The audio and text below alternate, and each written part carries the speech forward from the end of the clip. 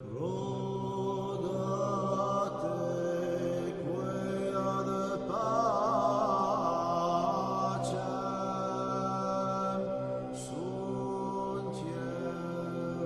à tous. Alors, comme hier, je vais reprendre un peu le même thème, mais cette fois-ci sous un angle un peu historique. Pour ceux qui n'ont pas regardé la vidéo d'hier, je vous invite à le faire, mais pour ceux qui n'ont pas encore regardé, je rappelle juste le thème « Jésus est Dieu, Jésus est Fils de Dieu ». Alors, certains de nos frères musulmans qui s'y connaissent en histoire nous disent il y a un problème avec le concile de Nicée. Et la Bible n'enseignait pas que Jésus était Dieu, mais c'est le concile de Nicée qui a inventé cette notion. Alors pour que ce soit un peu plus clair, je vous propose de revenir un peu sur cette histoire. Tout commence en fait aux alentours des années 300 après Jésus-Christ, donc à l'époque de l'Empire romain.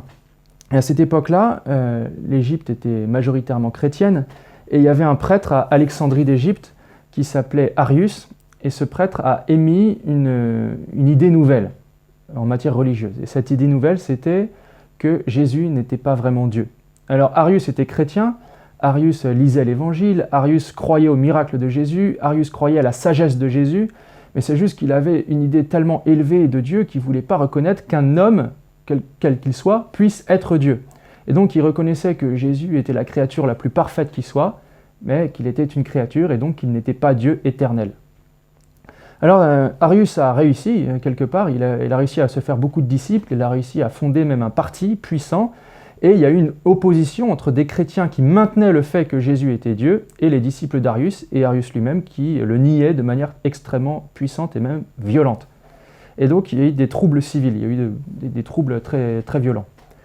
À ce moment-là, l'empereur de l'Empire romain à l'époque, l'empereur Constantin, a décidé de convoquer un concile. Un concile, c'est une assemblée d'autorités religieuses, en l'occurrence des évêques, les chefs religieux de chaque ville de l'Empire, et l'empereur Constantin leur a demandé de se mettre d'accord sur ce point pour pouvoir maintenir la paix civile dans l'Empire, pour pouvoir maintenir la paix religieuse en quelque sorte. Alors le concile de Nicée a commencé à débattre de ces choses-là. Et au départ, il y avait des évêques qui étaient de l'opinion d'Arius qui faisaient partie de ce concile. Et donc l'Assemblée débat, et au bout d'un moment, l'Assemblée produit un texte qui est une profession de foi, ce qu'on appelle encore maintenant le credo de Nicée. Et dans ce credo, il est dit de Jésus, il est Dieu né de Dieu, lumière né de la lumière, vrai Dieu né du vrai Dieu. Alors voilà, le concile de Nicée atteste que Jésus est Dieu, que Jésus est vraiment Dieu. Mais il y a quelque chose de très important à comprendre dans cette histoire, c'est que le concile de Nicée n'invente rien en disant ça. Le concile de Nicée, si vous avez bien compris le développement, ne fait que répondre à une falsification, et cette falsification, c'est celle d'Arius. C'est celle qui consistait à ne plus croire que Jésus était Dieu. Alors pourquoi je peux affirmer ça? Eh bien, je peux affirmer ça notamment grâce à la vidéo d'hier.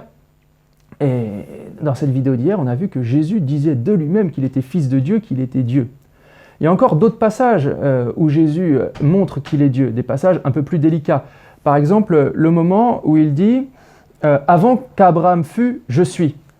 Le moment où il prie le Père ainsi « Père, glorifie-moi de la gloire que j'avais avant que le monde fût ».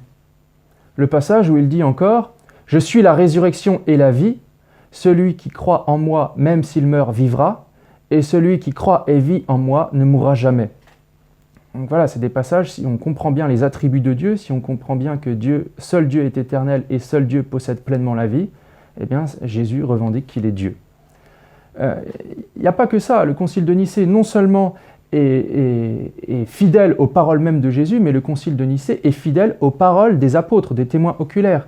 Saint Jean, dans son évangile, dit de Jésus qu'il était le Verbe, et que dès le commencement, le Verbe était auprès de Dieu, et que le Verbe était Dieu. Donc que Jésus était Dieu.